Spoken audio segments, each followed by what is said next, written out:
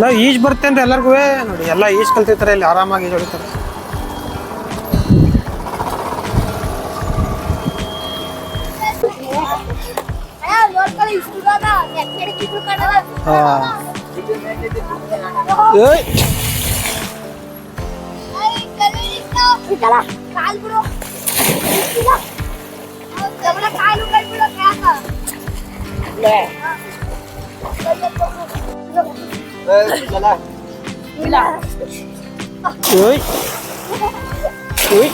ಏನನು ಸುನಾಮಿನ ಎದ್ಬಿಡ್ತು ಕಣ.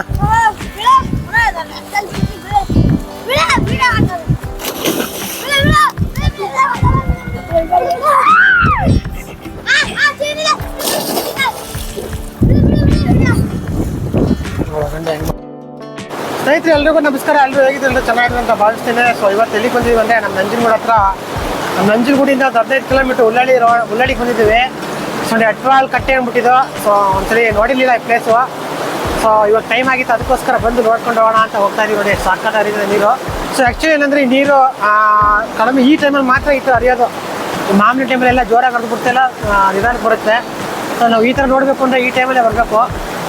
ನೋಡಿ ಹೆಂಗೆ ಹರಿತಿದೆ ನೀರು, ಫೋರ್ಸ್ ಸಿಕ್ಕಾಬಿಟ್ಟಿದೆ. ಈ ಜಾಸ್ತಿ ಬಂದುಬಿಟ್ರೆ ಫುಲ್ ಬೆಳಗಡೆಯಿಂದ ಹರಿದು ಬಿಡುತ್ತೆ.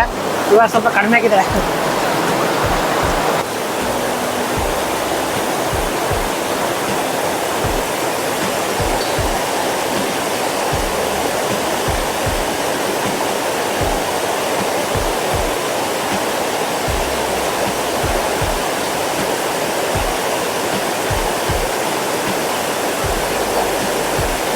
ನೀರು ಆ್ಯಕ್ಚುಲಿ ಏನಂದರೆ ನೋಡೋಕೆ ಕಡಿಮೆ ಅನಿಸುತ್ತೆ, ಹರಿದ್ರೆ ಕೊಚ್ಕೊಂಡು ನೋಡಿ ಇಷ್ಟೇ ದೂರ ಹೋಗೋಕ್ಕಾಗೋದು.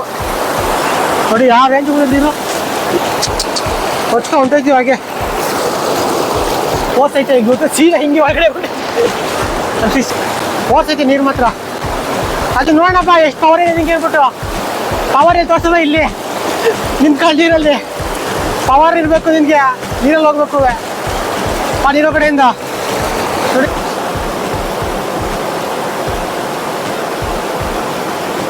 ನೋಡಿ ಎಷ್ಟು ಫೋರ್ಸ್ ಆಗುತ್ತೆ ನೀರು. ಒದ್ದಕ್ಕೆ ಬರ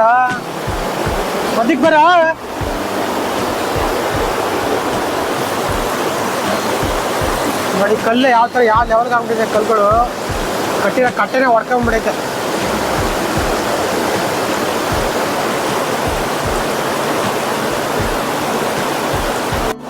ಕ್ಯಾಮ್ರಾ ಅಜ್ಜ ಇರೋಕ್ಕೆ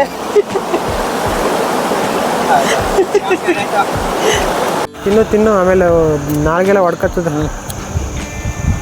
ಇದೇನು ಹುಣ್ಸೆಹಣ್ಣು, ಇದೇನು ಇಷ್ಟೊತ್ತಲ್ಲ ಹುಣ್ಸೆಹಣ್ಣು ತಿನ್ನಿಸ್ತಿದ್ಯಲ್ಲ ನೀನು. ಉಪ್ಪು ಖಾರಕ ತಿನ್ಬೇಕಿದ್ದನ್ನು, ಸಕ್ಕತ್ತಾಗಿರುತ್ತೆ.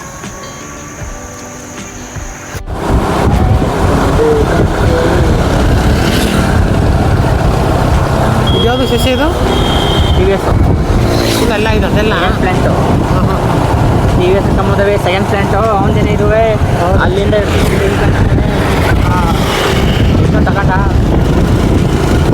ಇನ್ನು ಒಳಗಡೆ ಎಷ್ಟು ಗೊತ್ತಾ.